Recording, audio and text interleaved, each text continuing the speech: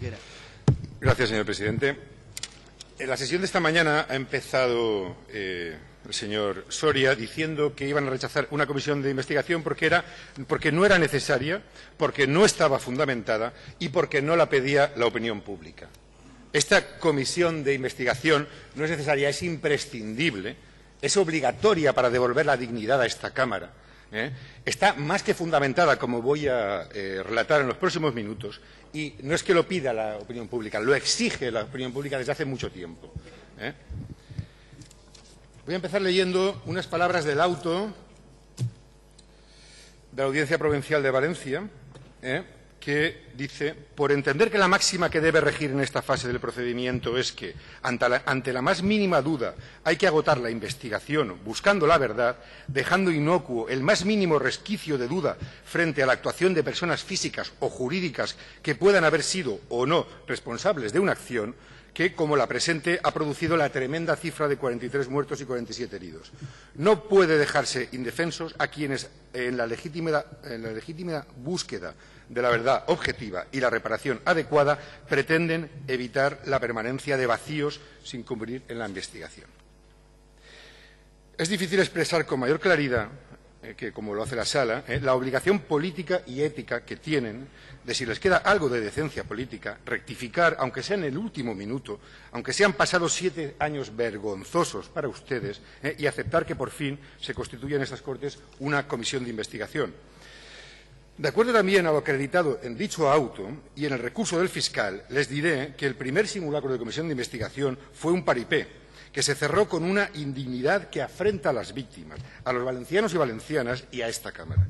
Ustedes ya no pueden reparar el dolor causado por estos 7 años de desamparo, pero pueden impedir una nueva victimización de todas y todos aquellos que llevan más de 7 años sufriendo, como también se dice en dicho auto, una victimización secundaria que añade dolor, aún más dolor, y lo dice el auto. La comisión parlamentaria, ustedes la cerraron, ustedes la convirtieron en una causa más de dolor para las víctimas. Y ese dolor lo volverán a incrementar si nuevamente fallan a los valencianos y valencianas, fallan a las víctimas y fallan a su deber de permitir que el Parlamento de los valencianos tenga una comisión de investigación digna de ese nombre. Les recuerdo lo que les decía hace unos meses, hablando también de paripés y de comisiones de investigación. Si algo existe son motivos para desconfiar de ustedes. El pasado 5 de abril de 2013, la diputada de Compromís, Mónica Oltra, dio a conocer haber tenido acceso a un informe de Ferrocarrils del 15 de septiembre de 2005, en el que se advertía de la tecnología obsoleta y de los grandes problemas de mantenimiento que presentaban los trenes de la serie 3700, el tipo de unidad accidentada meses después.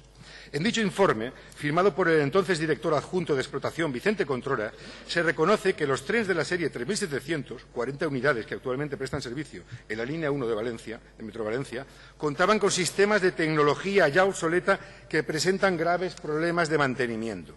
Y afirmaba nuestra compañera que el informe era una evidencia de que si se hubieran hecho bien las cosas, el accidente se habría evitado.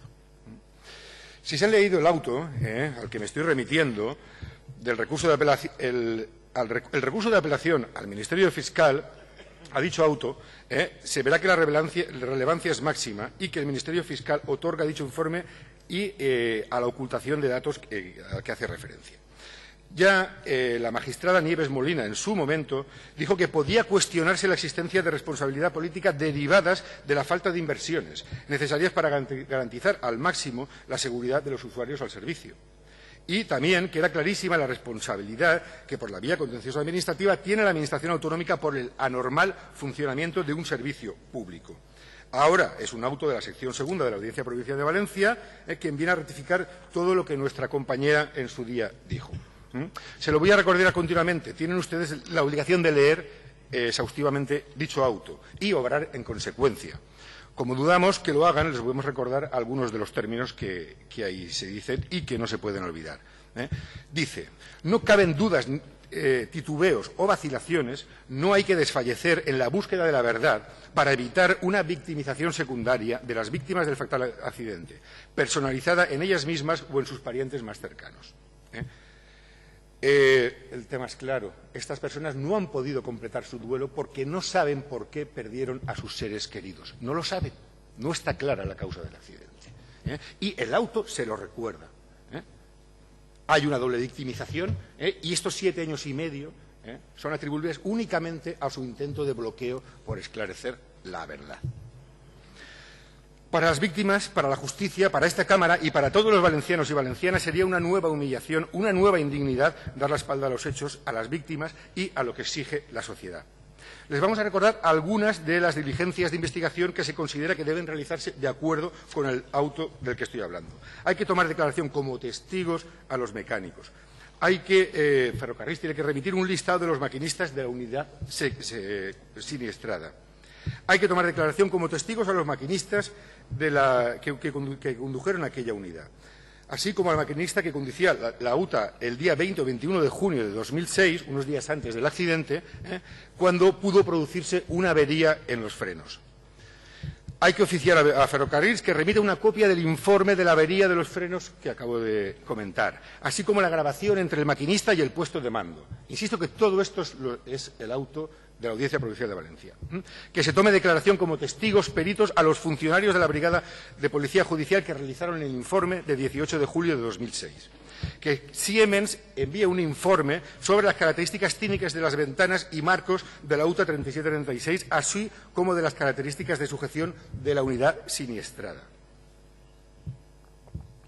Que Ferrocarril también emita un informe de si se realizó algún cambio en las ventanas o en marcos de dicha unidad.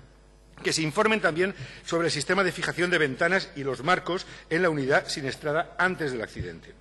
Que Ferrocarrils informe también sobre las personas que en la fecha del accidente eran responsables de revisar y decidir la ubicación, las características técnicas y de funcionamiento de las balizas de limitación de velocidad instaladas en el tramo Plaza de España-Jesús. Y en base a todo lo anterior, la Audiencia pide que se practique un nuevo informe pericial por el perito que realizó entonces el primer informe, en el que se pueda determinar, 1, si la unidad siniestrada presentaba deficiencias de las que no se informó al juzgado y al perito.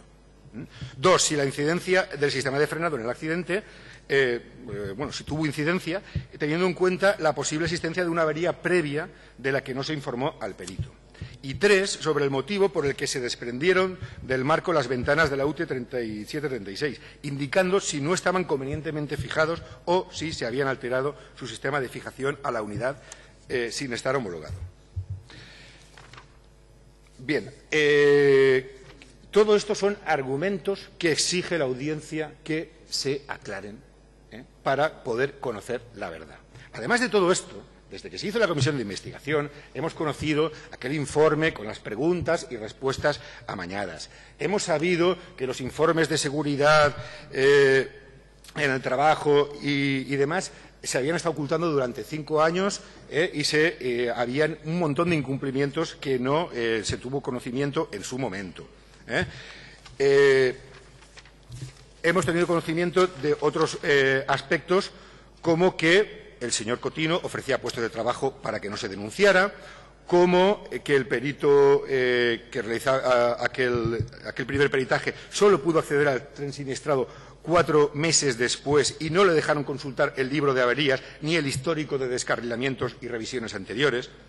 Hemos sabido que la unidad del tren superó 9 veces la velocidad máxima en 80 kilómetros por hora en su último trayecto el día 3 de julio de 2006. Si todo esto para ustedes no son nuevos argumentos y fundamentos básicos para que se pueda volver a abrir una comisión de investigación, no sé qué es lo que necesitan ustedes.